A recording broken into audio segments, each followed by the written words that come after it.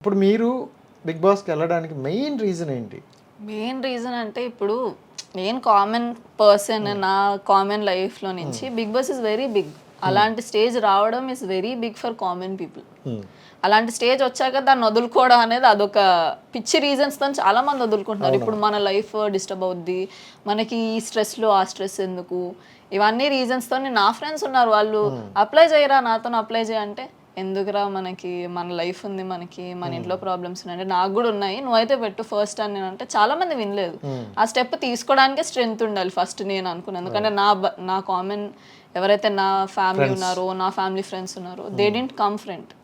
అక్కడి వరకు స్టెప్ వేయడమే వాళ్ళకి అవ్వలేదు.